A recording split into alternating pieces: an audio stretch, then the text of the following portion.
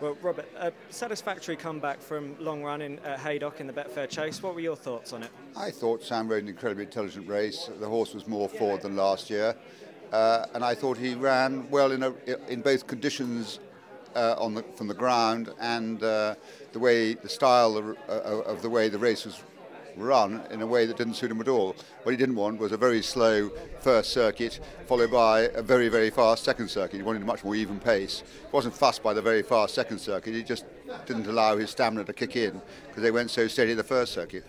And by contrast, the King George is chock full of speedy horses. It's going to be quite a different King George to what we've had in the last few years. Long run, the only real sort of true three-miler in the field. I think he appears to be at this stage. I'm sure there'll be plenty of pace in the race, which will suit him very well. I mean, there was plenty of pace in the year he won, where Nakarat went off at a good, strong pace.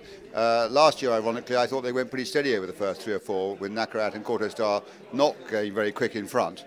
And long run closing very rapidly. Unfortunately, the line came practically too early. But I think there'll be plenty of pace this year.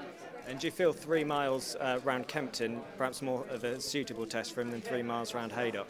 Well, I think it certainly is. It seems to be, but I think that's more a ground condition issue. I mean, the Haydock is completely different kind of soil to Kempton, and he certainly seems to love Kempton. He's been there 3 times. He's won 2 Grade 1s and second in a Grade 1 to the mighty Corto Star.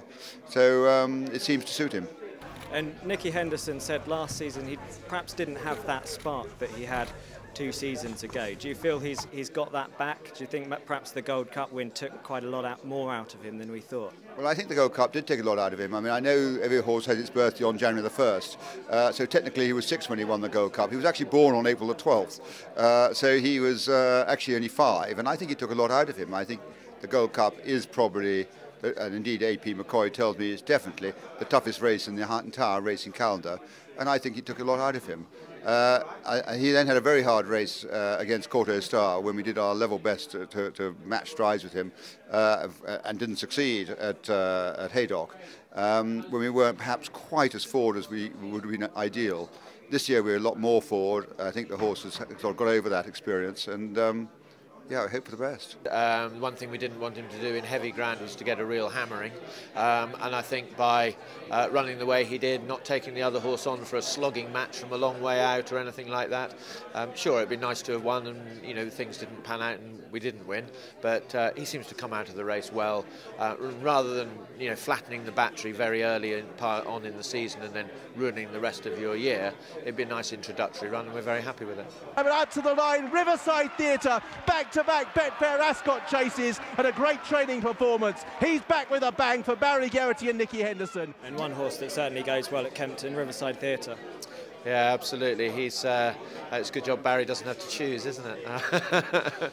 But yeah, we've kept him specifically fresh. The owners had a sort of meeting early on and decided that because he's such a good horse, first time out and fresh, that's what they'd like to do, have a proper stab at a King George with a fresh horse, and so that's the plan. He went there for a piece of work a week ago today with a couple of galloping companions and acquitted himself extremely well, so everyone thinks we're fully on course with him. And form from a couple of years ago leaves him with a little bit to find with long run, but since then he's hardly done anything wrong. Done very little wrong, has he? I mean, I think his first run back last year was excellent. And then, of course, we've gone the Cheltenham race. I think over the first 2 or 3 fences, there were plenty of us thinking, "Oh dear, have we left our race behind somewhere?" But Barry sort of squeezed the best out of him, and he ran an absolute blinder at Cheltenham. Obviously, delighted with him. Yes, he could have had a little bit to run, but as the way things have panned out, since then, he's up there amongst it, isn't he? Is there any doubt about the 3-mile trip? I mean, his best wins have been over slightly shorter. That's true, but if you're going to get 3 miles, Kempton's the place you're going to try it, isn't it? That's obviously the way to go. And yeah, there's got to be a tiny weeny doubt, I suspect. You'd have to ask Barry. He sits in the driving seat, and he's pretty convinced that the horse will be fine. Another one who there must be a question mark about stamina, Finian's Rainbow. Yeah.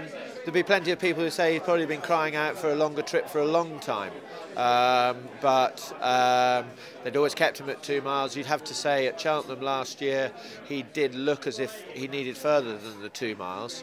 And then obviously he wins around Aintree, sharper, flatter track, admittedly, over 2.5.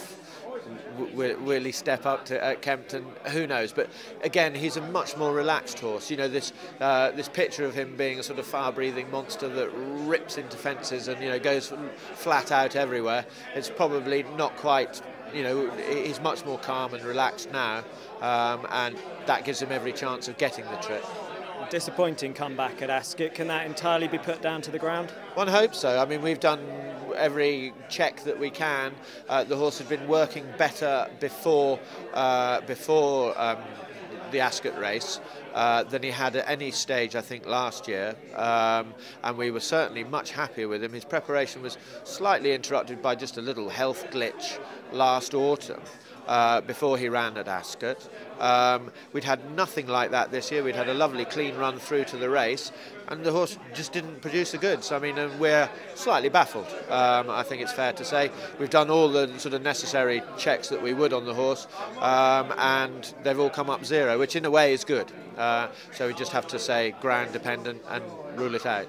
And if he does run at Kempton, it will definitely be for the King George. No temptation to drop him back to 2 miles for the Desert Orchid. As far as I know, I couldn't possibly comment. But I think, I mean, the entry I've seen for him is definitely for the King George.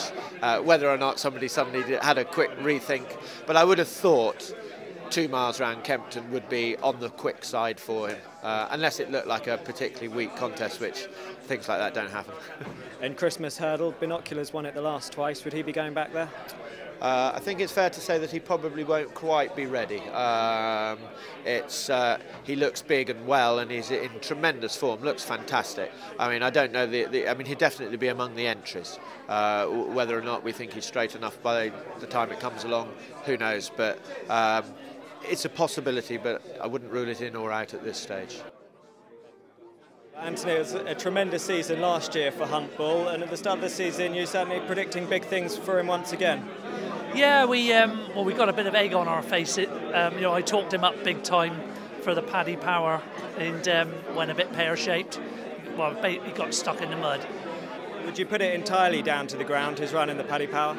Oh, most definitely. You know, he got beat off a 90 down at Plumpton, and I came back and I thought I couldn't be that far out. And yeah, we're 50, 60 pound out on soft going. And you said before that he ran in the Paddy Power. He was a bigger horse, a stronger horse this year. Do you think perhaps he just needed the run and he'll come on for the racecourse outing? Well, we thought he was razor sharp, you know, but you know the horse was fit. You know, he was there to do a job, and you know we had that rain the night before, and we've come up short, and he's just no good at all on soft going.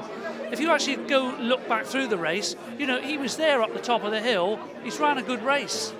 And looking ahead to the King George, most of his winning's been over 2 mile 4, 2 mile 5. Does the trip of 3 miles hold any concerns? No, we're not worried about the trip at all. That's one thing, you know, we think he's a bigger, stronger horse, and he will step up to this trip. No, that's not a problem at all. We've only got one problem, and that's the going. So if it turned up soft, he definitely wouldn't take his chance? No, definitely not.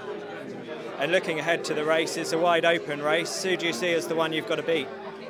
Well, you've just knocked the nail on the head. It's wide open.